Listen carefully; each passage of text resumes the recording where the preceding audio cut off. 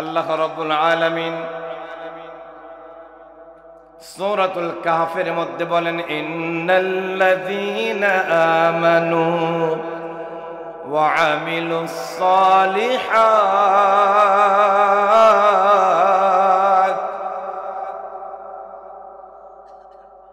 ইন্নাল্লাযীনা আমানু ওয়া আমিলুস সালিহাত কানাত লাহুম জান্নাতুল ফিরদাউসি নুজুলা। আল্লাহু আকবার। আল্লাহ বলে, দুনিয়ার মানুষেরা যারা জাহান্নামের আগুন থেকে বেঁচে আমার জান্নাতে যেতে চাও, জান্নাত ছাড়া কামনা বাসনা করার তোমাদের অন্য কোনো মাধ্যম নাই, অন্য কোনো পথ নাই। তার কারণ জাহান্নামের আগুন তোমাদের মতো মানুষ সহ্য করতে পারবে না। এই জন্য ইচ্ছায় অনিচ্ছায়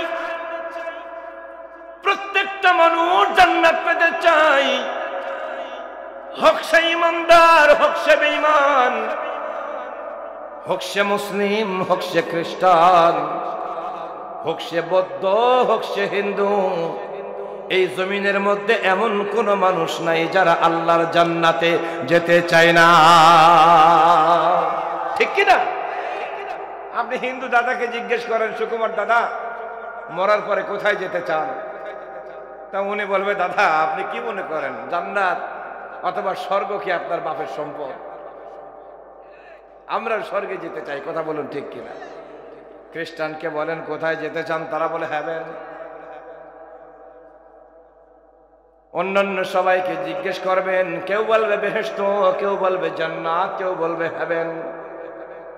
তার মানে ঘুরে ফিরে ওই একটা জিনিস, ওই একটা জান্নাত ছাড়া মানুষের কামনা বাসনা আর কিছুই হতে পারে না। এখন অনেকে আছে জান্নাতে যেতে হলে নামাজ আদায় করতে হবে। আমি বিষয়টাকে অস্বীকার করি না, কিন্তু শুধুমাত্র যারা নামাজকে কেন্দ্র করে জান্নাত পেতে চায়, আমার মনে হয় বোকার স্বর্গে বাস করা ছাড়া ওই লোকের আর কিছু করার নাই। কারণ নামাজ পড়েও মানুষ জাহান্নামে যাবে কি যাবে না? আরো জোরে বলেন, জাহান্নামে যাবে কি যাবে না? সূরা মুদ্দাসসিরের মধ্যে যারা জাহান্নামে যাবে, আল্লাহ রাব্বুল আলামিন তাদের জাহান্নামে যাওয়ার কারণগুলো বর্ণনা করে দিয়েছেন। ইয়াতাসাআলুনা আনিল মুজরিমিন মা সালাকাকুম ফি সাকার। মুজরিমদেরকে প্রশ্ন করা হবে, জিজ্ঞাসা করা হবে। জান্নাতীরা জাহান্নামীদেরকে জিজ্ঞাসা করবে, অপরাধীদেরকে জিজ্ঞাসা করবে, মা সালাকাকুম ফি সাকার, বলো তোমরা বলো কোন অপরাধ করে তোমরা জাহান্নামে এসেছো? ক্বালু, তখন তারা বলবে, লাম নাকু মিনাল মুসাল্লিন, আমরা নামাজ পড়ি নাই, এই জন্য আমরা জাহান্নামে এসেছি। আমরা নামাজ পড়ি নাই, এই জন্য জাহান্নামে এসেছি। তাহলে এইখানে বোঝা গেল নামাজ না পড়ার কারণে ওই লোকের ঠিকানা হয়েছে জাহান্নাম। এখন আবার কিছু লোক নামাজ পড়ে কিন্তু জাহান্নাম ছাড়া তার কোনো গতি থাকবে না। আমার আল্লাহ রাব্বুল আলামিন সূরা মাউনের মধ্যে বলেন, ফাওয়াইলুল লিল মুসাল্লিন, ওই সমস্ত নামাজীরা ধ্বংস, ওই সমস্ত নামাজীরা বরবাদ, ওই সমস্ত নামাজীদের উপরে আমার অভিশাপ, কারণ তারা নামাজ পড়েছে আর আমাকে অসন্তুষ্ট করেছে। তার নামাজ নষ্ট হয়ে গেছে। কেন নষ্ট হয়ে গেছে? আল্লাযীনা হুম আন সালাতিহিম সাহুন, তার কারণ ওই সমস্ত নামাজীরা মনোযোগ সহকারে নামাজ পড়ে নাই, হুকুম আহকাম অনুযায়ী নামাজ পড়ে নাই, নিজের ঈমানকে পাকাপোক্ত করে নামাজ আদায় করে না। নামাজ পড়েও 10 শ্রেণীর মানুষের নামাজ কবুল হয়। কয় শ্রেণী? যদি সময় থাকে আমি 10 শ্রেণীর কথা আপনাদের সামনে উল্লেখ করব ইনশাআল্লাহ। যে কথা বলতে চেয়েছিলাম, আমরা সকলেই জান্নাতে যেতে চাই। আমার মুফতি শহীদুল ইসলাম ভাই আপনাদেরকে জান্নাতে ঘর বানায় দিয়ে গেলেন, আলহামদুলিল্লাহ। আপনাদের ঠিকানা হোক জান্নাত, এটা আমরাও চাই। কথা বলুন ঠিক কিনা?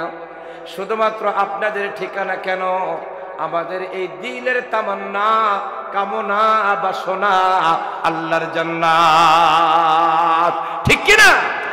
আল্লাহ তাআলা কবুল করুন বলে আমিন। সম্মানিত বন্ধুরা আমার, আমি আপনাদেরকে শুরুতেই বলেছি, এই জান্নাত যদি পেতে হয় সবার আগে আপনাকে ঈমান আনতে হবে। এখন আমাদের ঈমান আসলে আছে কি? আমরা তো সবাই ঈমানদার এখানে যারা আছি, আমি আশা করি কেউ বেঈমান নাই, ঠিক কিনা? আচ্ছা, আমরা কি ঈমানদার? এখন ঈমানের ব্যাপারে আমরা কি শতভাগ নিশ্চিত যে আমাদের ঈমান আছে? হ্যাঁ, ইনশাআল্লাহ। আল্লাহ কবুল করুন। আল্লাহ তাআলা বলেছেন, ইন্নাল্লাযীনা আমানু, নিশ্চয় যারা ঈমান এনেছে, ওয়া আমিলুস সালিহাত, এবং নেক আমল করেছে। তাহলে যারা ঈমান এনেছে, আমরা কি আসলে ঈমান এনেছি না পেয়েছি? জোরে বলুন। পাওয়া জিনিসের দাম বেশি না আনা জিনিসের দাম বেশি? কথা বোঝেন নাই?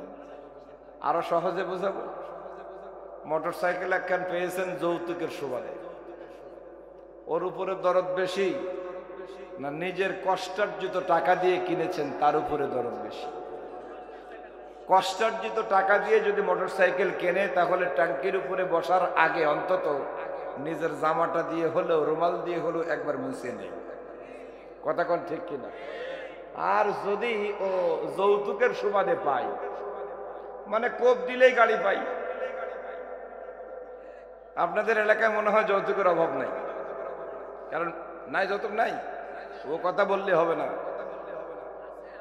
বিদেশ এগুলো হয়তো প্রকাশ করে না। কথা বোঝেন নাই? ঘুষ কি কেউ দিতে চায়? দিতে বাধ্য হয়। ঘুষ কেউ দিতে চায় না, দিতে বাধ্য হয়। যৌতুক কেউ দিতে চায় না। মেয়ের শান্তির জন্য একটা মোটর সাইকেল দেয়, মেয়ের শান্তির জন্য একটা এসি দেয়, মেয়ের শান্তির জন্য জামাইকে একটা মোবাইল দেয়, মেয়ের শান্তির জন্য লক্ষ লক্ষ টাকা খরচ করে ঘুষ দিয়ে জামাইকে চাকরি দেয়। এগুলো তো যৌতুক না। এর নাম কি যৌতুক? না। যেমন আমরা সুদ কেউ খাই না, কেউ ইন্টারেস্ট, কেউ মুনাফা, কেউ লাভ, ইত্যাদি ইত্যাদি।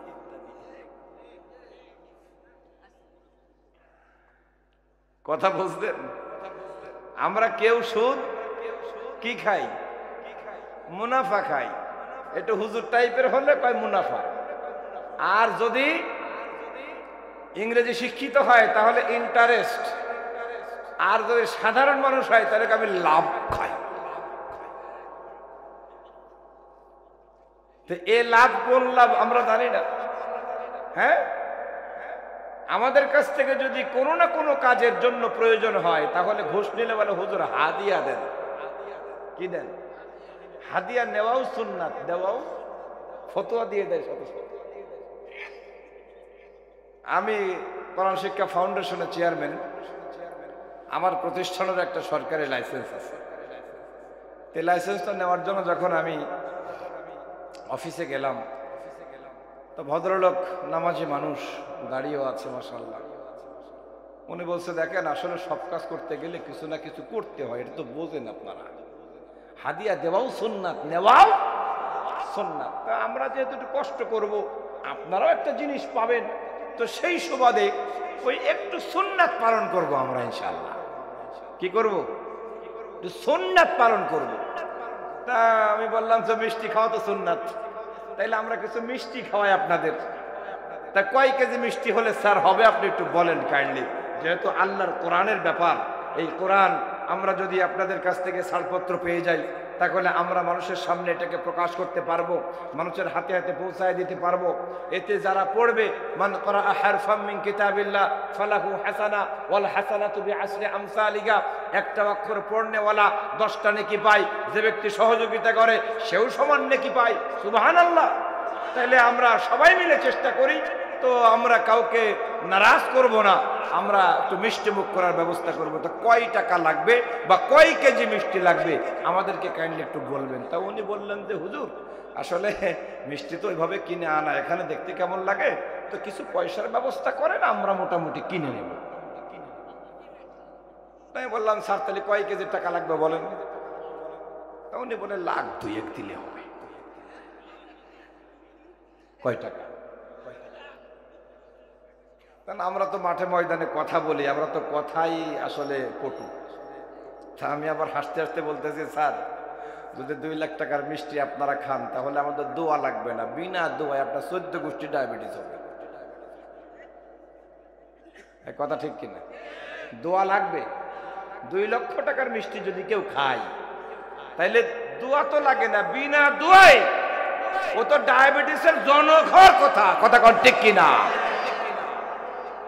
তো যাই হোক, বলে হুজুর না আসলে। তাই বললাম স্যার এইভাবে আসলে আমরা পারবো না। আপনারা জানেন যে কোরআন শিক্ষার প্রতিষ্ঠানগুলো তো গরিব হয়, ঠিক কিনা? কোরআন শিক্ষার প্রতিষ্ঠানগুলো কি হয়? গরিব হয়। আমাদের এত টাকা দেওয়ার তৌফিক নাই, কম কত নেবেন তাই বলেন।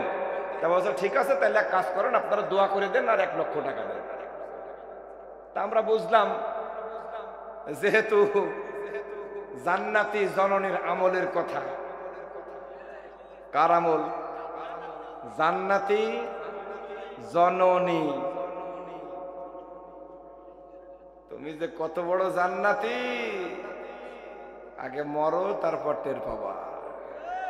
কথা ঠিক কিনা? তোমার মতো খান্নাস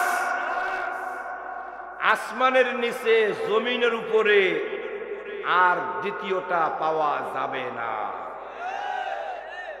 তুমি যে কত বড় খান্নাস। তো যাই হোক, 1 লক্ষ টাকা আমাদের সামনের সপ্তাহে নিয়ে যাওয়ার কথা। তখন আল্লাহ পাকের মেহেরবানিতে মাহে রমজান চলে আসলো। রোজা থাকা অবস্থায় আমরা গেলাম, যাওয়ার পরে টাকা নিয়ে গেছি 1 লক্ষ। তো গিয়ে দেখি ভদ্রলোক জোহরের নামাজ পড়ে চেয়ারে একটু হেলান দিয়ে চোখটা বন্ধ করে তসবিহ হাতে নিয়ে জিকির করতেছেন। কি করতেছে? জিকির। আমরা সালাম দিলাম, চোখ খুলে বলেন আসেন। তো দেখ আমরা যেহেতু রমজান মাস, ওনারাও চলে যাবেন আগে আগে, আমরাও বের হয়ে যাব। বললাম স্যার ওইটা নিয়ে আসছিলাম স্যার, আমাদের ফাইলটা একটু ছেড়ে দেন। তা ওনাকে যখন দিতে গেলাম তখন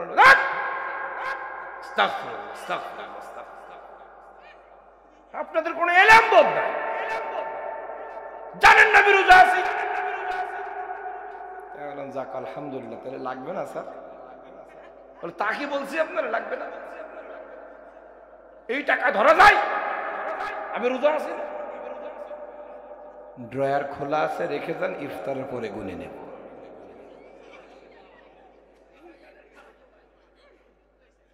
ওকে ইমান এনেছে? কথা কয় না।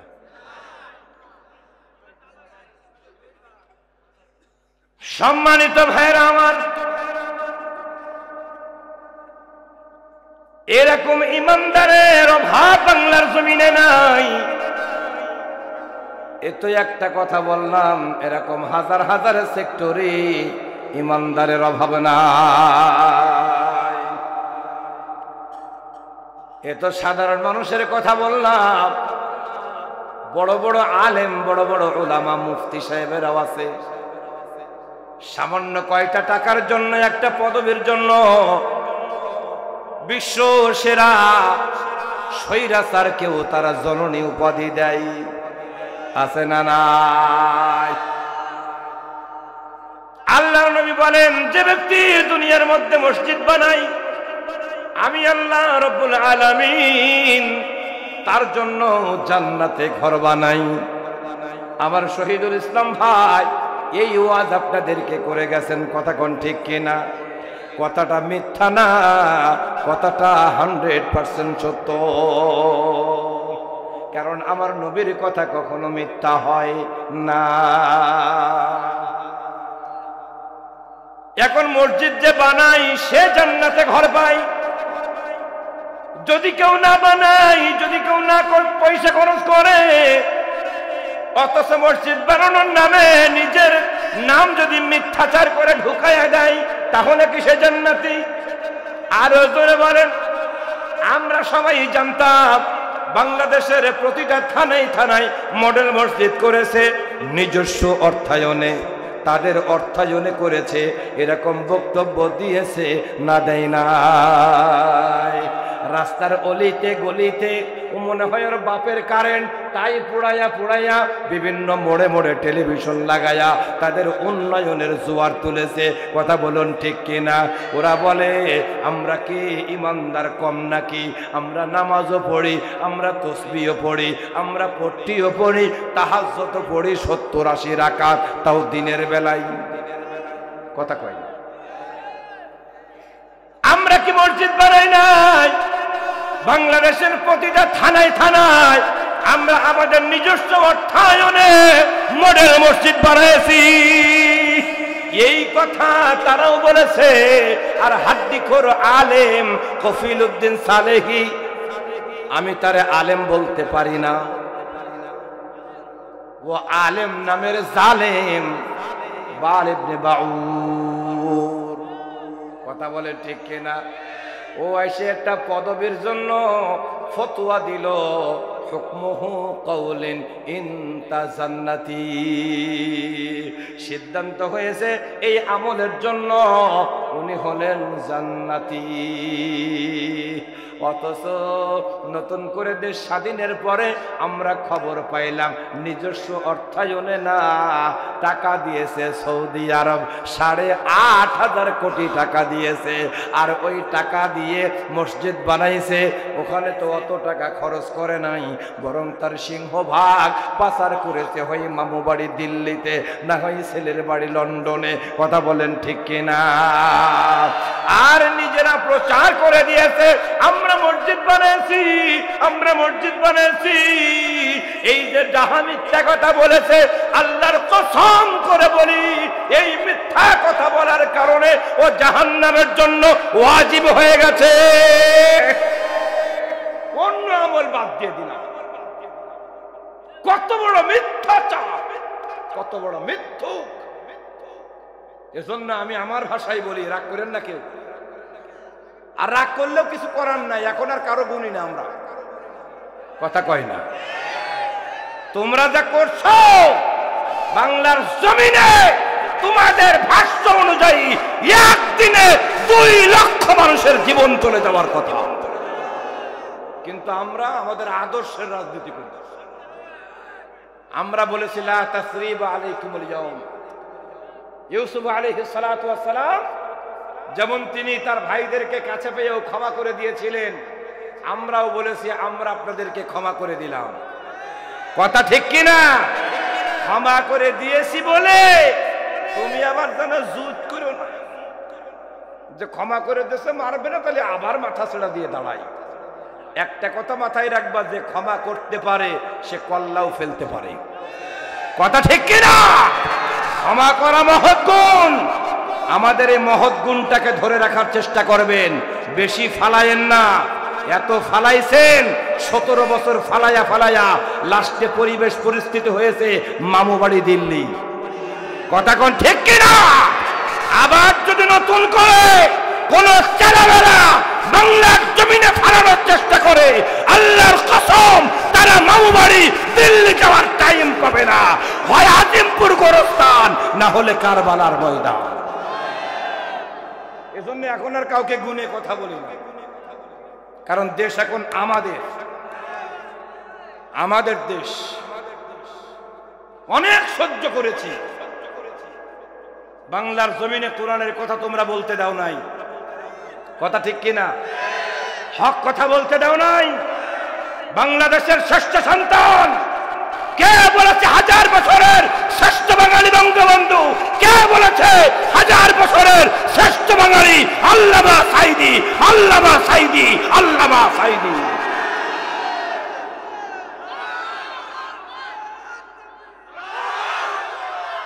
1000 বছরের শ্রেষ্ঠ বাঙালি কে? জোরে বলেন কে? আল্লামা সাঈদী ছাড়া আর কেউ না। কারণ চোর বাদ দিলে তোমাদের কোনো কাহিনী নেই। দেশটাকে বিক্রি করে দিয়েছো, তোমার বাপও বিক্রি করেছে, তোমরাও বিক্রি করে দিয়েছো। কোন ইমানদার মুমিন কখনো অন্যায়কে মেনে নেয় না, অন্যায়কে প্রশ্রয় দেয় না। তোমাদের হাতে যতগুলো আলেম শহীদ হয়েছে, ইতিহাসে এরকম নেককারজনক পরিস্থিতি আর নাই। এজন্য আমি বলি, নমরুদ, ফেরাউন, হামান, কামান, থামেন। ডাক্তারের চেয়ে বেশি বসবেন না, রোগী মারা যাবে। নমরুদ, ফেরাউন, হামান, কামান, আবু জেহেল, উতবা, সাইবা, আবুল আহাব, এদের সবগুলারে যদি বিলিন্ডার করা হয় তাহলে কি বের হবে? রস। এই সবগুলারে বিলিন্ডার করলে যে রসটুকি বের হয়, এই রসের নাম হলো শেখ হাসিনা। কথা মাথায় রাখতে হবে। কেন বলতেছি শোনেন, ওদের আমলের সাথে এদের আমল মিলে। আল্লাহ রাব্বুল আলামিন সূরা মুহাম্মাদের 1 নম্বর আয়াতের মধ্যে বলেন, আল্লাযীনা কাফারু ওয়া সাদ্দু আন সাবিলিল্লাহ, আল্লাযীনা কাফারু ওয়া সাদ্দু আন সাবিলিল্লাহ আযাল্লা আমালাহুম। যারা আল্লাহর রাস্তায় মানুষকে আসতে বাধা দেয়। কার রাস্তায়? আরো জোরে বলেন, কার রাস্তায়? আল্লাযীনা কাফারু, এখানে বলা হচ্ছে যারা কাফের। আল্লাযীনা মানে যারা কাফারু, কুফরি করে। এক কথাই যদি আপনি বলতে চান তাহলে অর্থ ধরেন, ভুল হবে না। যারা কাফের তারা আল্লাহর রাস্তায় মানুষকে আসতে বাধা প্রদান করে। এইবার আসেন আবু জেহেলের ব্যাপারে। আমার আল্লাহ রাব্বুল আলামিন কোরআনে কারীমের মধ্যে বলেছেন, ওয়াকালাল্লাযীনা কাফারু লা তাসমাউ লিহাযাল কুরআন। আল্লাহ রাব্বুল আলামিন এইখানে বলেছেন যারা কাফের তারা বলতো লা তাসমাউ লিহাযাল কুরআন, কোরআন শুনতে দেওয়া হবে না, কোরআন শোনা যাবে না। ওয়াল গাউফি, বরং যেখানে কোরআনের আলোচনা করা হবে, কোরআনের তেলাওয়াত করা হবে, কোরআনের ওয়াজ করা হবে, কোরআনের তাফসীর করা হবে, ও আমার কাফেরেরা, ও আমার সাথী সঙ্গীরা, সেই সমস্ত জায়গাগুলোতে তোমরা বাধা প্রতিবন্ধকতা তৈরি করবে। তাহলে কাফেরেরা বলেছে কোরআন শোনা যাবে না, আবার কাফেরেরা বলেছে কাফেরেরা আল্লাহর রাস্তায় মানুষকে আসতে বাধা দিয়েছে। এই কাজগুলা করেছে যারা, আমার আল্লাহ তাদের বলেছেন কাফির। এখন আপনারা বলেন বাংলার জমিনে কোরআনে কারীমের মাহফিলে বাধা দিয়েছে কারা? তাহলে আবু জেহেল যেমন বাধা দিয়ে কাফের হয়েছে, মুসা আলাইহিস সালাতু ওয়াস সালামের উপরে তাওরাত কিতাব নাযিল হয়েছে। ওই তাওরাত কিতাবকে যারা বাধা দিয়েছে, মুসা আলাইহিস সালাতু ওয়াস সালামকে এবং তার অনুসারীদেরকে যারা বাধা দিয়েছে তারা কাফের। কথা বলুন ঠিক কিনা? তাহলে এরা যদি কাফের হয়, বর্তমানে কোরআন আর নাজিল হবে না। যদি কোরআন নাজিল হইতো, আল্লাহর কসম করে বলি, এই বদমাইশদের নাম ফেরাউন, হামান এবং আবু জেহেলের কাতারে লেগে যেত। ঠিক কিনা? আমার মনে হয় যদি এখন কোরআন নাজিল হইতো এই সমস্ত শয়তানদের নাম ওই জায়গায় আসতো। সব দোষ আবু জেহেলের না, আর তুমি ধোয়া তুলসীর পাতা। উন্নয়ন উন্নয়ন উন্নয়ন উন্নয়ন। ওয়ার্ড কমিটির নেতা সামসাদের মধ্যে সিরিয়াল নম্বর 501, ওর রোল নম্বর 501। তার গুতোই এলাকায় টিকা যায় নাই, কথা কয় না। বড় বড় আলেমদেরকে রাস্তার উপরে ফেলে পিটাইছে, কথা ঠিক কিনা? মানুষকে রাতে ঘরে ঘুমাইতে দেয় নাই। অপরাধ কি ছিল? অপরাধ ছিল একটা, তারা বলেছে লা ইলাহা ইল্লাল্লাহ মুহাম্মাদুর রাসূলুল্লাহ, কথা বলুন ঠিক কিনা? অথচ বাংলার জমিনে তাদের কথা ছিল বাংলার জমিনের হুকুম চলবে একমাত্র কার? আলা লাহুল খালক ওয়াল আমর, সৃষ্টি যার, আইন চলবে তার। আল্লাহ ছাড়া কারো বিধান মানি না, আল্লাহ ছাড়া কারো গোলামি করি না। আল্লাহর জমিনে আল্লাহর কোরআনের কথা হবে, কোরআনের কথা হবে, কোরআনের কথা হবে। আল্লাহর সংসদে কোরআন প্রচার হবে, সেখান থেকে কোরআনের হুকুম বাস্তবায়ন হবে। এর বাইরে আর কোনো কথা বলেছি আমরা? জোরে বলেন, বলেছি? আমরা বলি নাই। তাহলে আমাদের অপরাধ কি? ইতিহাস ঘেটে দেখবেন, কাফের বেঈমানেরা সেই সময়ের মুমিনদের যে অত্যাচার করেছে, নির্যাতন করেছে, এখনো পর্যন্ত ওদের প্রেতাত্মারা যারা আছে ওই সেম অপরাধের কারণে মানুষকে জুলুম আর নির্যাতন করবে। এখন দাঁড়িয়ে টুপি থাকলে তারে মুসলমান বলা যায়? এমন কোন মাহফিল নাই যে মাহফিলের সভাপতি ওই হারামজাদারা ছিল না, কথা বলুন ঠিক কিনা? আজকের মাহফিলের সম্মানিত সভাপতি এমন একজন বিজ্ঞ আলেম, যিনি একজন মসজিদের ইমাম এবং খতিব এবং একজন স্কুল অ্যান্ড কলেজ জামি মসজিদের ইমাম এবং খতিব। এরকম বড় বড় হক্কানি রব্বানি উলামায়ে কেরামদেরকে বাদ দিয়ে এলাকার সবচাইতে বড় চোর ওরে বানাই সভাপতি। যার চরিত্রে ঠিক নাই ওর কাছ থেকে চরিত্রের সার্টিফিকেট নেবে কেমনে? ওর চরিত্র এত খারাপ, ওর কাছে তো মিশা যায় না, ওর কাছে যাওয়া যায় না। এমন লোকদেরকে মসজিদের সভাপতি বানাইছি, এমন লোকদেরকে মসজিদে মাদ্রাসার সভাপতি বানাইছি, এমন লোকদেরকে মাহফিলের সভাপতি বানাইছি, কথা বলুন ঠিক কিনা?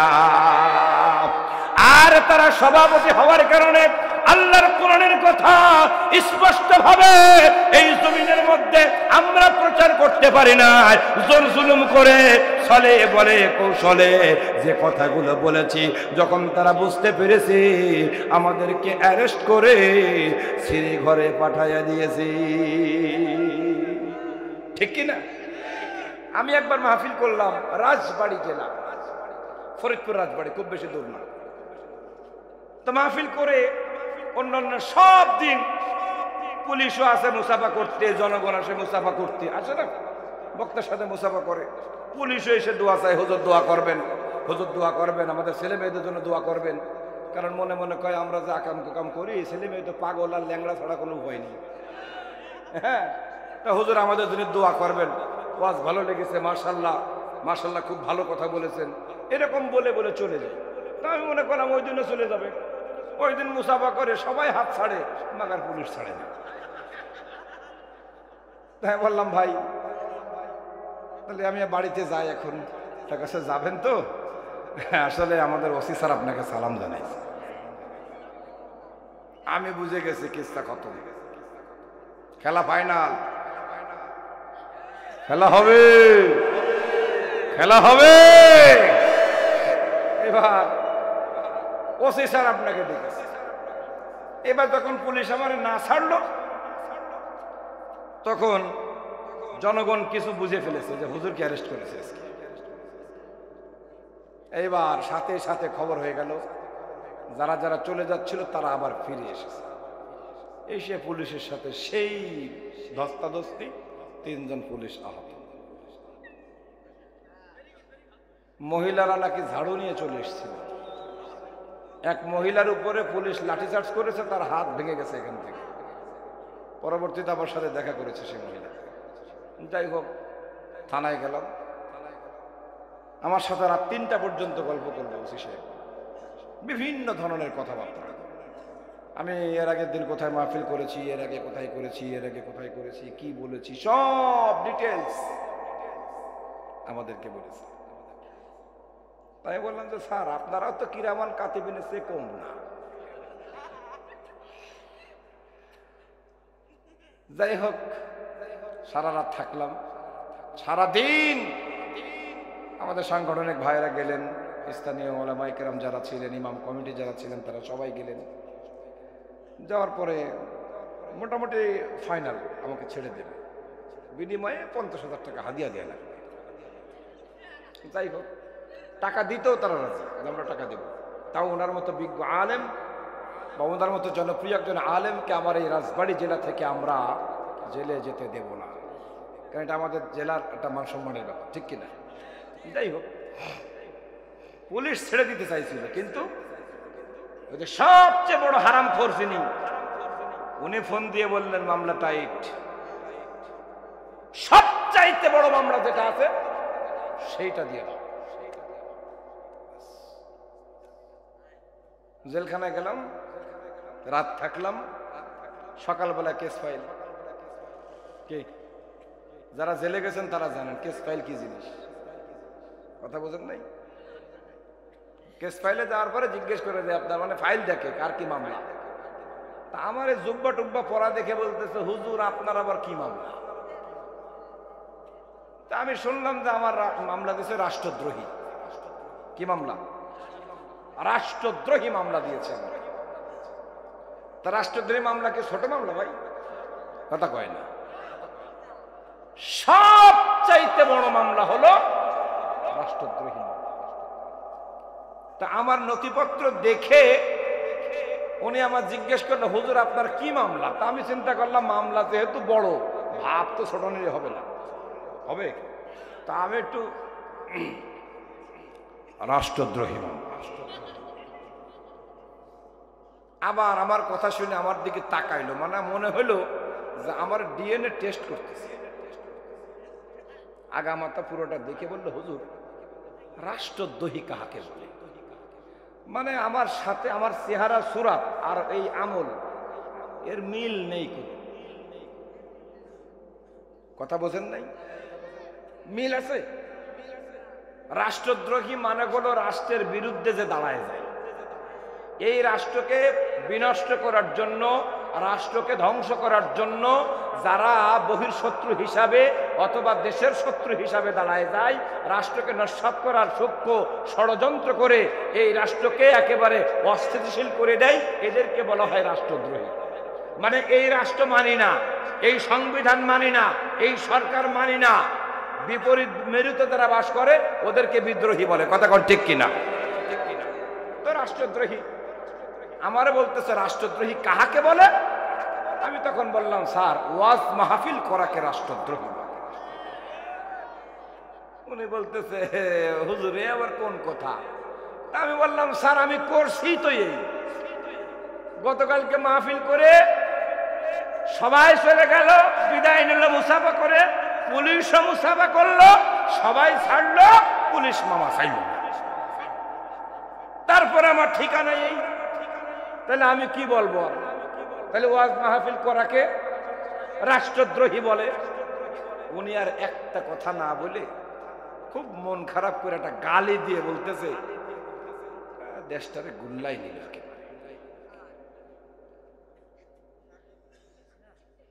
মজার বিষয় হলো ওই জেলার সাহেবের বাড়ি হলো মাদারীপুর,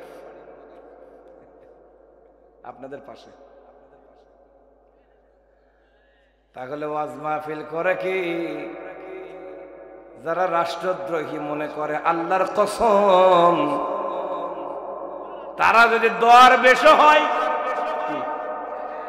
দরবেশ কে করত?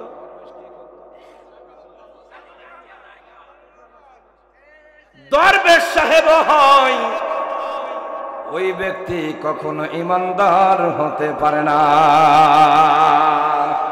কারণ আল্লাহ বলেন যারা আমার রাস্তায় মানুষকে আসতে বাধা দেয়, আমার কাজগুলো করবার জন্য মানুষকে বাধা দেয়, আমার পথকে অনুকরণ করতে যারা মানুষকে বাধা দেয় ওদের পরিচয় হলো ওরা কাফের, ওরা কাফের, ওরা কোনোদিন মুমিন হতে পারে না। আর যদি মুমিন হতে না পারে ওরা কোনোদিন জান্নাতের মেহমানও হতে পারবে না। এখন সিহারা সূরাতের মধ্যে দরবেশ আছে না নাই? তাহাজ্জুদ গুজরানি আছে না নাই? দান সৎকা করার লোক আছে না নাই? মসজিদ বানানোর লোক আছে না নাই? আমার আল্লাহ বলেন ওদের পরিচয় হলো কাফির। আদাল্লা আমালাহুম, আর তারা যত আমল করুক না কেন তাদের সমস্ত আমলকে আমি আল্লাহ নষ্ট করে দেব। এখন তাদের রঙে রঙিন যারা বর্তমানে যদি কেউ থাকে তাদের আমলও নষ্ট হয়ে যাবে। কথা ঠিক কিনা? এজন্য ওই চরিত্র, ওই অভ্যাস, ওই আমল যদি কারো মধ্যে থাকে তওবা করেন। কি করেন? তওবা করেন। তা না হলে জান্নাত তো দূরের কথা, তুমি জাহান্নামের গন্ধও পাবা না।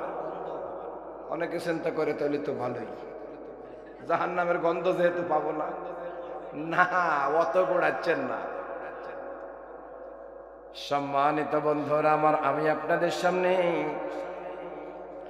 সূরাতুল আনকাবুতের 3টা আয়াত তেলাওয়াত করেছি। কোন সূরা? সূরাতুল আনকাবুত। 1 নম্বর আয়াতের কোনো অর্থ আমার জানা নাই। এই জমিনের মধ্যে কারো জানা নাই, স্বয়ং নবীও জানেন না। আমার আল্লাহ যদি না জানান তার মানে আলিফ লাম মিম এর অর্থ আমাদের কারো জানা নাই। আল্লাহু আ'লামু বিমুরাদি, একমাত্র আল্লাহ রাব্বুল আলামিন এর অর্থ জানেন, এর তথ্য জানেন, এর তত্ত্ব জানেন, এর রহস্য জানেন। কথা বলুন ঠিক কিনা? 2 নম্বরে আল্লাহ রাব্বুল আলামিন বলেন আহাসিবান নাস, মানুষেরা কি মনে করে আইয়ুতরাকু আইয়াকুলু, তারা বলবে আমান্না, আমরা সবাই হলাম ঈমানদার। মানুষ কি মনে করে তারা বলবে আমরা ঈমানদার, আমরা ঈমান এনেছি। আর এই কথা বললে আমি ছেড়ে দেব, এটা কি মানুষ মনে করে? ওয়াহুম লা ইফতানুন, আর তাদের কি কোনো পরীক্ষা করা হবে না। তার মানে বোঝা গেল আমরা সবাই ঈমানদার, আমরা সবাই ঈমানদার। আমলে না থাকলেও মুখে আসি না নাই। এই যে এখানে আমরা যারা আছি সবাই আমরা ঈমানদার, কিন্তু আল্লাহ রাব্বুল আলামিন যদি আমাদের ঈমানকে পরীক্ষা করে তাহলে হয়তোবা সবার আগে আমি ফেঁসে যাব। কথা কই না? কারণ আমার চেহারা সূরত হতে পারে একেবারে ফেরেশতার মতো, কিন্তু আমার গোপন কিছু আমল আছে শয়তানের মতো। কথা বলুন ঠিক কিনা? কারণ চেহারা দেখলে ঈমানদার চেনা যায়, কশিন কালেও চেনা যায় না। আল্লাহর নবীও চিনতে পারে নাই। আল্লাহর নবী যদি চিনতে পারতেন কে ঈমানদার আর কে বেঈমান, তাহলে আল্লাহর নবী আব্দুল্লাহ বিন উবাইকে চিনতে পারতেন। যেহেতু তিনি চিনতে পারেন নাই, তাহলে ঈমানের ব্যাপারটা হলো ভেতরকার, আর ভেতরের সব খবর রাখেন একমাত্র আল্লাহ। চেহারা আছে একেবারে ফেরেশতার মতো, দেখতে মনে হয় এইমাত্র জান্নাত থেকে পালায়ে এসেছে, নাম আছে ঈসা মুসা, কিন্তু কাম কাজগুলো আছে ফেরাউনের মতো। কথা বলুন ঠিক কিনা? এরকম মানুষ আমাদের সমাজে আছে না নাই? এখন আল্লাহ বলে, তোমরা প্রগতির স্লোগানের মতো তোমরা মুখে বলবা আমরা ইমানদার, আমরা ইমানদার, আর আমি তোমাদের ইমানকে যাচাই বাছাই করব না, আমি তোমাদেরকে পরীক্ষা করব না, এটা হতে পারে না। ইমানের পরীক্ষায় যারা উত্তীর্ণ হয়ে যাবে, আমি আল্লাহ রাব্বুল আলামিন তাদেরকে শুভ সংবাদ দিয়ে দিলাম, ওয়াবাশশিরিস সাবিরিন। ইমানের পরীক্ষায় উত্তীর্ণ হয়েছে যারা, আল্লাহ রাব্বুল আলামিনের পক্ষ থেকে সুসংবাদ পেয়েছে তারা। কথা বলেন ঠিক কিনা?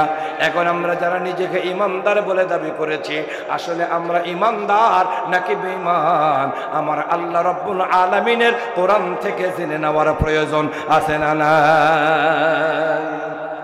এখানে সবার চেহারা দেখে মনে হচ্ছে ভালো লোক, সবাই ভালো লোক, কেউ খারাপ মানুষ না।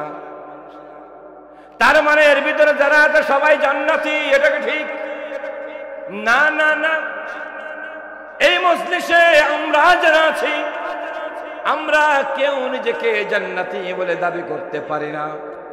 কথা কোন ঠিক কিনা? আপনি মনে করেন কেন পারবো না?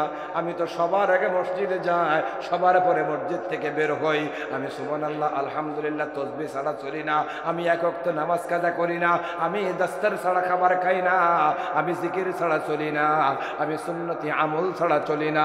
এরকম মানুষ এই বাংলার জমিনে অনেক পাওয়া যাবে, কিন্তু আল্লাহর কসম করে বলি, আল্লাহর কসম করে বলি, আল্লাহ রাব্বুল আলামিন যখন মিজানের পাল্লা কায়েম করে ফেলবেন, ওই দিন ওই সমস্ত বড় বড় আমলদারেরা ধরা খেয়ে যাবে।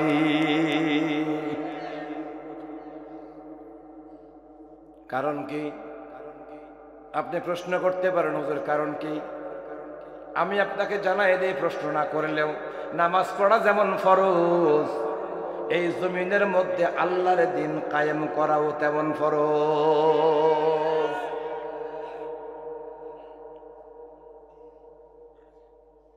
শুধুমাত্র তাই না, আল্লাহর দ্বীনের মধ্যে পার্থক্য করাটাও এক প্রকার শিরকি, এক প্রকার কুফরি, ঠিক কিনা? আল্লাহ বলে ওয়াতাসিমু বিহাবলিল্লাহি জামিআন ওয়ালা তাফাররাকু। আমি তোমাদেরকে যে রজ্জু দিয়েছি, আমি তোমাদেরকে যে রশি দিয়েছি, আমি তোমাদেরকে যে কোরআন দিয়েছি, এই কোরআন পড়ো, এই কোরআনের রশি ধরো, আর তোমরা একত্রে থাকো, তোমরা পার্থক্য হইও না, পৃথক হইও না, আলাদা হইও না। বাংলার জমিনে কোরআন পড়ে যারা আজকে আলাদা হয়েছে তারা, ঠিক কিনা? এই ব্যাপারে আমি মনে করি আমাদের চাইতে হিন্দু খ্রিস্টান বৌদ্ধরা অনেক ভালো। হিন্দু খ্রিস্টান বৌদ্ধ তিন ধর্ম, কথা কোন ঠিক কিনা? তিনটা ধর্ম। আচ্ছা, হিন্দুদের সাথে আমাদের কোনো মিল আছে? তাহলে ওরা আমাদের বন্ধু হতে পারে? কথা বলেন, ওরা আমাদের ভাই হতে পারে না? কারণ আল্লাহ বলে, আল্লাহ নবী বলেছেন আল মুসলিমু আখুল মুসলিম, একজন মুসলমান আর একজন মুসলমানের ভাই। কোন মুশরিক, কোন পৌত্তলিক আমাদের ভাই হতে পারে? জোরে বলেন পারে? কেন পারে না? কারণ তারা কখনোই আমাদের দ্বীনকে গ্রহণ করবে না, মেনে নেবে না।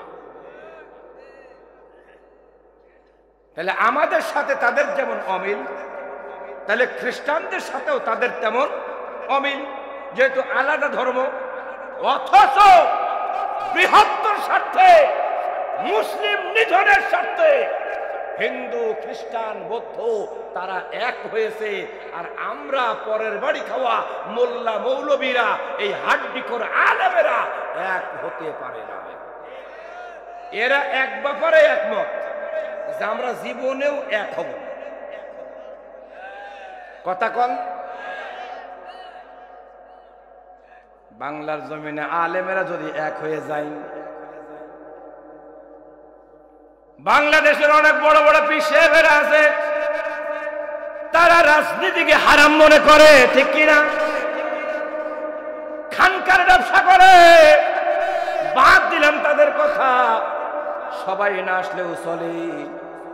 বাংলার জমিনে বড় বড় দুইটা ইসলামী দল আছে, একটা হলো বাংলাদেশ জামাত ইসলাম, আর একটা হলো ইসলামী আন্দোলন। আমি আমার ক্ষুদ্র জ্ঞানে মনে করি এই দুইটা দল যদি এক হয়ে যায়, আল্লাহর কসম, আল্লাহর কসম, কিয়ামত পর্যন্ত বাংলাদেশে বামপন্থীরা কখনো ক্ষমতায় আসতে পারবে না।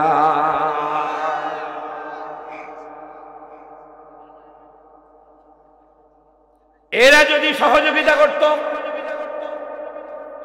তাহলে বাংলার জমিনে শ্রেষ্ঠ মুফাসসির, সারা বিশ্বের মধ্যে নামকরা মুফাসসির, বাংলাদেশে কোরআনের বুলবুল আল্লামা সাইদ রহমাতুল্লাহ আলাইহিকে তারা শহীদ করতে পারতো না। কথা বলুন ঠিক কিনা? আপনারা জানেন না যে সমস্ত নেতাদেরকে ফাঁসি দেওয়া হয়েছে তাদের মেধা কত জানেন? তারা কত বড় যোগ্য মানুষ ছিলেন জানেন আপনারা? কেউ জানেন না, কেউ বোঝেন না। এজন্য তাদের মৃত্যুতে আপনারা কেউ কোনো প্রতিবাদ করেন নাই। এই দুইটা দল যদি প্রতিবাদ করত, বাংলার জমিনে আওয়ামী লীগের সারা পার্টি কোনো কিছুই থাকতো না, ঠিক কিনা? ওই সময় যদি এই দুইটা দল এক হয়ে বলতো, আর যাই হোক না কেন, আমার মতের পার্থক্য হতে পারে, আকীদার পার্থক্য হতে পারে, কিন্তু বাংলার জমিনে তারাও কোরআন প্রতিষ্ঠিত করতে চায়, আমরাও কোরআন প্রতিষ্ঠিত করতে চাই। আমরা বেঁচে থাকতে আমার মুসলমান ভাইকে মারতে দেব না, ফাঁসিতে ঝুলতে দেব না, কোন প্রকার ক্ষতি তাদের করতে দেব না। বলেন, এরা কখনো ফাঁসি দিতে পারতো? জোরে বলেন, পারতো? শাহবাগ কায়েম করতে পারতো? কিন্তু হারামখোর, হারামখোর শাহবাগে যে বলে আমি শাহবাগে আসতে পেরে নিজেকে ধন্য মনে করছি। ওরে হাড্ডি খোর আলেম, ওরে বেঈমান, তোরে দিয়ে আল্লাহ জাহান্নাম উদ্বোধন করবে। আজকে বাংলাদেশের পরিস্থিতি এত খারাপ হওয়ার পিছনে একমাত্র এরা দায়ী। কথা কোন ঠিক কিনা? তুমি কিসের মাওলানা? জান্নাত উদ্বোধন করবে মাওলানারা, জাহান্নাম উদ্বোধন করবে মাওলানা। কথা ঠিক কিনা? আজকে আমরা এক হতে পারি না। এইভাবে যদি চলতে থাকে, এখনো পর্যন্ত যদি ঈমানের ব্যাপারে এক না হতে পারো, আল্লাহর কসম, আল্লাহর কসম, আল্লাহর কসম, কাফারা দেওয়া লাগবে না। বাংলাদেশে এক সময় আসবে, এক হতে না পারলে, ইসলাম কায়েম করতে না পারলে, ওই পাকিস্তানিরা যেমন বলতো কাপড়া ওঠা বাঙালি, বাঙালিরা কাপড় ওঠা, যার কাটা আছে তারে ছেড়ে দিয়েছে, যার কাটা নাই তারে মেরেছে। বাংলাদেশে এক সময় আসবে, দল দেখবে না, মত দেখবে না, কে কোন তরিকার তা দেখবে না, শুধু কাটা থাকলেই ওরে মারবে। অলরেডি সে ষড়যন্ত্র চলতেছে। আমাদের সাইফুল ইসলাম আরিফ এই ষড়যন্ত্রের প্রথম শহীদ। কথা বলেন ঠিক কিনা? সুতরাং বাংলার জমিনের মানুষকে ঈমানি চেতনায় এক হতে হবে। কিসের চেতনায়? ঈমানি চেতনায় এক হতে হবে। যদি ঈমানি চেতনায় এক হতে পারেন, তাহলে আপনার দুইটা লাভ। কয়টা? এক নাম্বার লাভ হলো পরকালীন জিন্দেগিতে আপনার ঠিকানা হবে জান্নাত, আর দুনিয়ার জিন্দেগিতে আপনার ঠিকানা হবে মসনদ। কথা বলুন ঠিক কিনা? হয় মসনদ আর না হয় জান্নাত। কারা কারা এই ব্যাপারে রাজি আছি? আমার আল্লাহকে হাত তুলে দেখায় দে। লিল্লাহে তাকবীর, লিল্লাহে তাকবীর। আল কোরআনের আলো সংসদে জানো। এজন্য আমি আপনাদেরকে বলতে চাই, এটা ওয়াজ মাহফিলের ভিতরে আমার দাওয়াত, এই আসনের মধ্যে চরমুনা হোক আর জামাত ইসলাম হোক আর ইসলামী ঐক্যজোট হোক, যেই আসুক না কেন, হেফাজত হোক, আপনারা তাদেরকে সমর্থন করবেন। কথা ঠিক আছে কিনা? হতে পারে প্রসেসিং চলতেছে এক হওয়ার। আল্লাহ যদি কবুল করে, তাহলে দেখবেন আগামী সূর্য ইসলামের সূর্য। আগামীর পতাকা লাল সবুজের পতাকার মধ্যে খচিত থাকবে লা ইলাহা ইল্লাল্লাহ মুহাম্মাদুর রাসূলুল্লাহ। ইনশাআল্লাহ রাজি আছি? রাজি আছি? একটা কথা মাথায় রাখবেন, যারা জান্নাতি তারা দুনিয়াতেও সফল, আখিরাতেও সফল। কথা ঠিক কি না?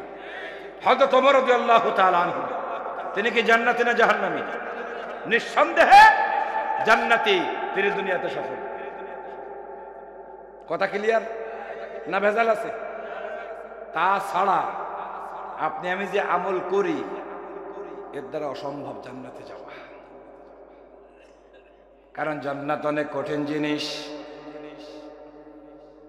আল্লাহ যদি আমার আপনার ইমানের পরীক্ষা নেয়, তাহলে আমি মনে করি 99% লোক ফেল করবে। আল্লাহ রাব্বুল আলামিন এর জন্য বলছেন,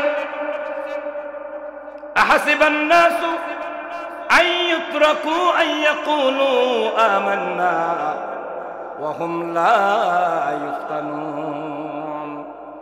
ইয়া রাসূলুল্লাহ, ইয়া হাবিবাল্লাহ, আপনার উম্মতদেরকে জানায়া দেন, আমার গোলামদেরকে জানায় দেন, তারা কি মনে করেছে তারা মুখে মুখে বলবে আমরা ইমানদার, আর আমি আল্লাহ বিনা পরীক্ষায় তাদেরকে ছেড়ে দেব আর মেনে নেব?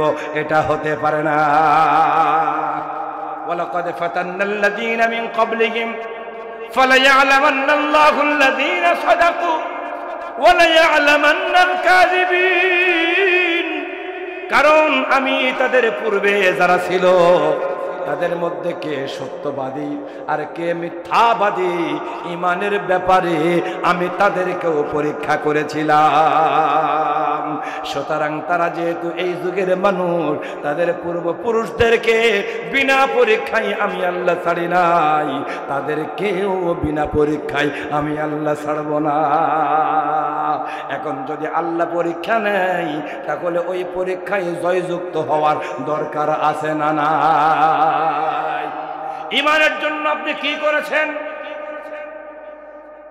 আপনি বলেছেন আমানতু বিল্লাহ, আমি ঈমান আনলাম আল্লাহর প্রতি। এই আল্লাহর প্রতি যদি ঈমান আনয়ন করেন, তাহলে আল্লাহর বিধান সবার আগে আপনার শরীরে প্রতিষ্ঠিত করতে হবে। এরপরে যে জমিনে থাকবেন ওই জমিনেও প্রতিষ্ঠিত করতে হবে। কারণ আল্লাহ রাব্বুল আলামিন আপনাকে এমনি এমনি বানায় নাই। আল্লাহ বলেন, আফাহাসিবতুম আন্নামা খালাকনাকুম আবাসাও ওয়া আন্নাকুম ইলাইনা লা তুরজাউন।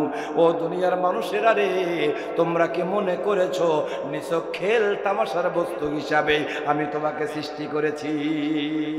তুমি কি মনে করেছো ওয়া আন্নাকুম ইলাইনা লা তুরজাউন, আর আমার কাছে তোমাদেরকে ফিরে আসতে হবে না, তার মানে হিসাব নিকাশ দেওয়া লাগবে না, এইটা কি মনে করেছো?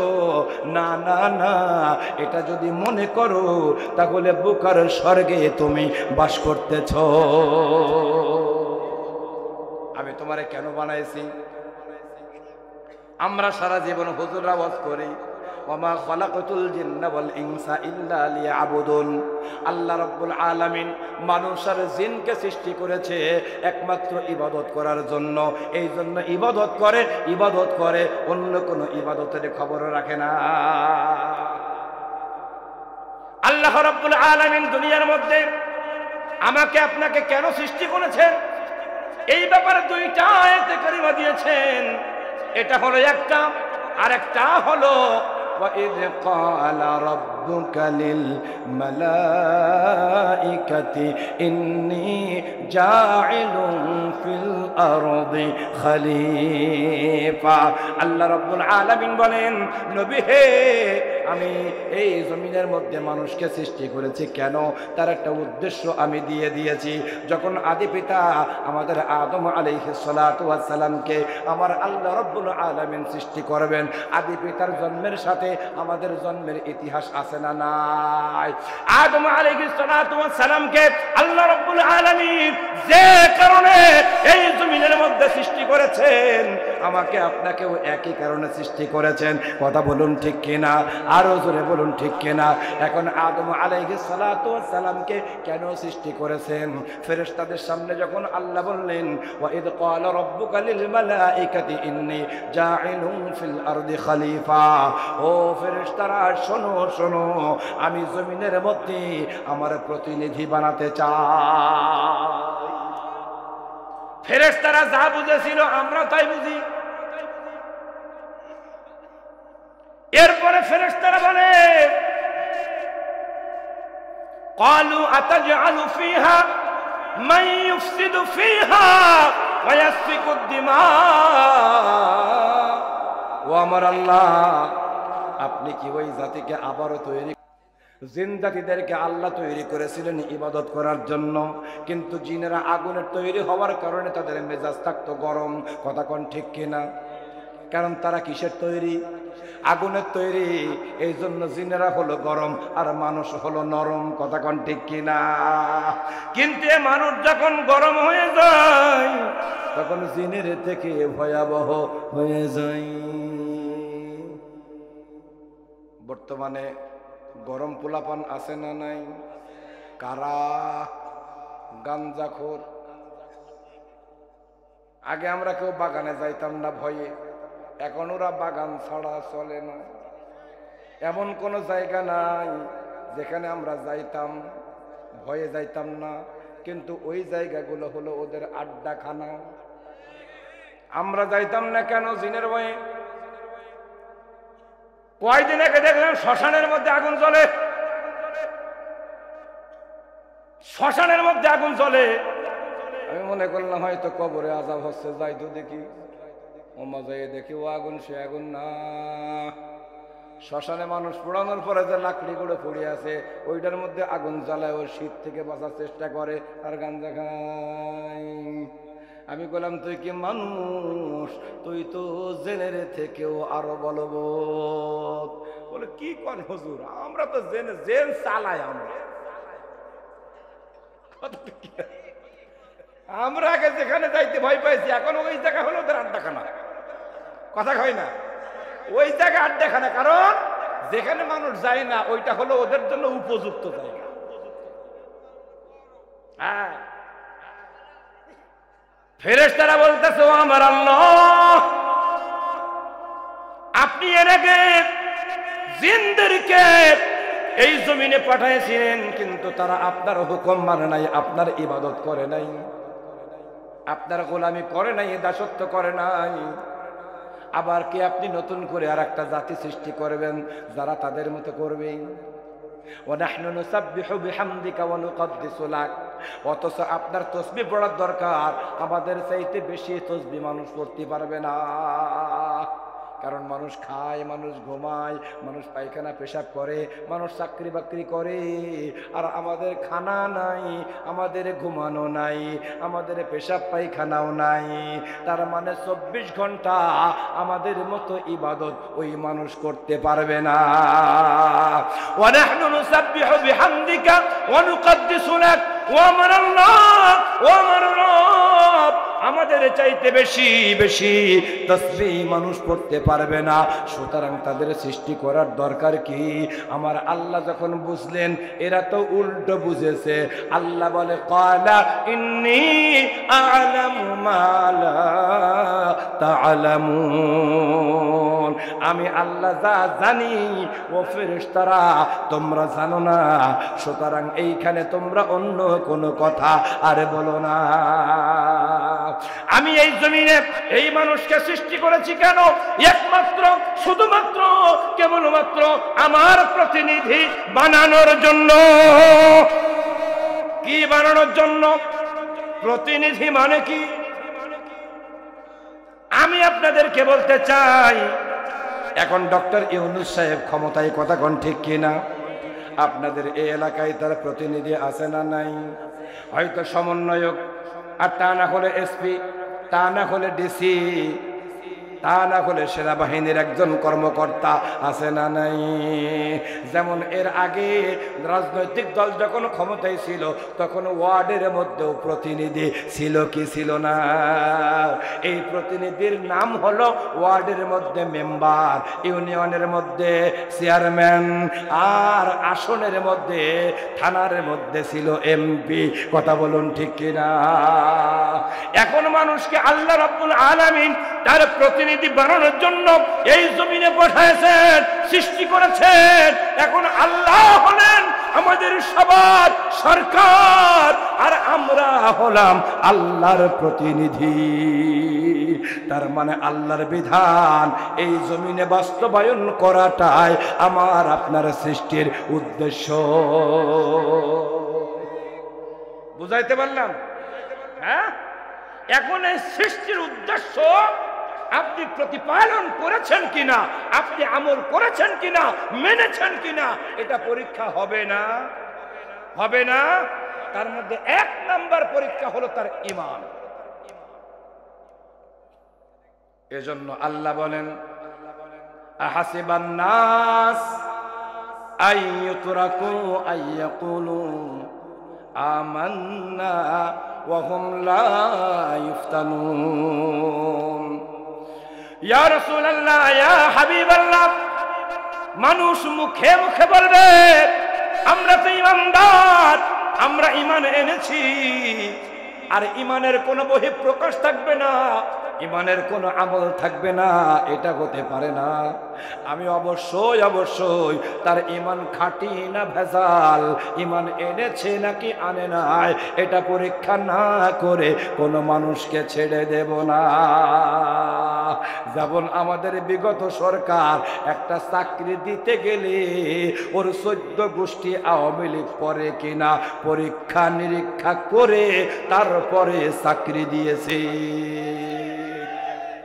কি চাকরি কোথায়? বলে প্রাইমারি স্কুলের নাইট গার্ড। বিশাল বড় পদ, কথা কয় না। কোন জায়গার নাইট গার্ড? প্রাইমারি স্কুলের নাইট গার্ড। এই সামান্য কয়টা টাকার বেতন, তারপরে নিয়েছে কাদের? যাদের রক্তের মধ্যে ওদের জার্ম পাওয়া যায়, তাদেরকে দেখে দেখে দেখে দেখে।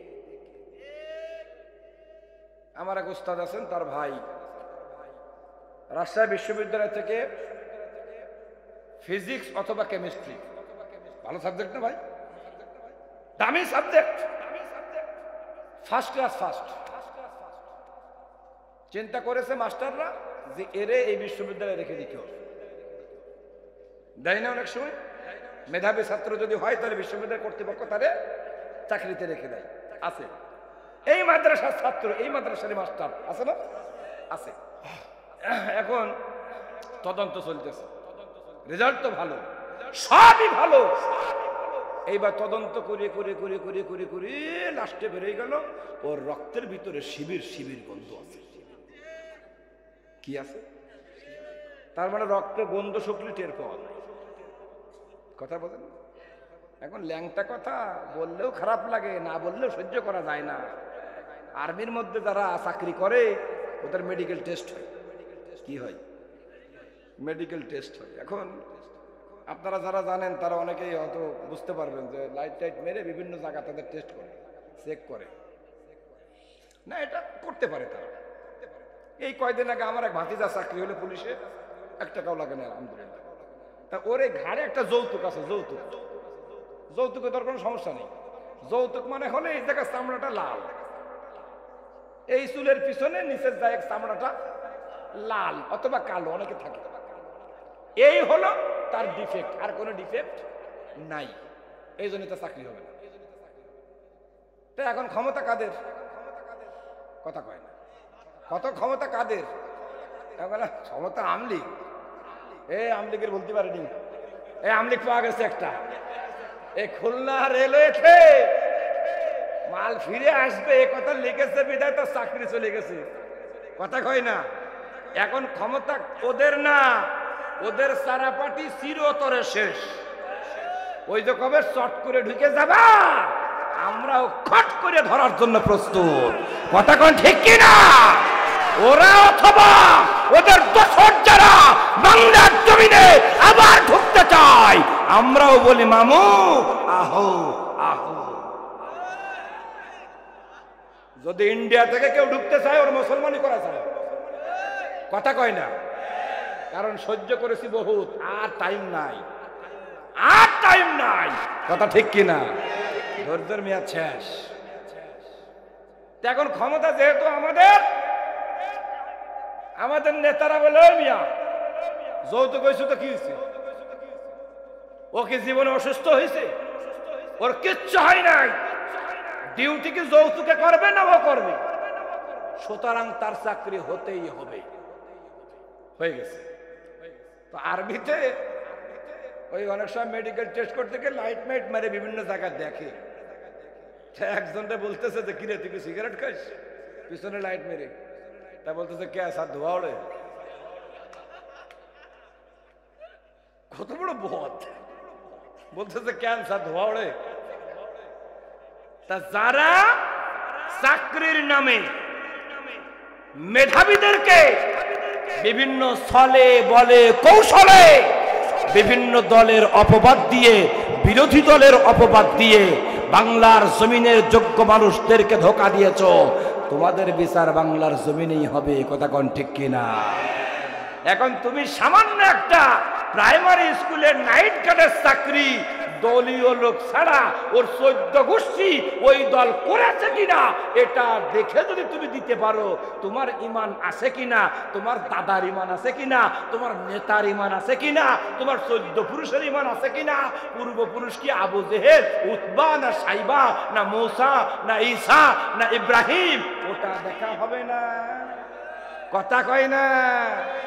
আল্লাহ বলতেছে তোমরা সব গোপন করতে পারো, কিন্তু আমারে গোপন করতে পারবে না।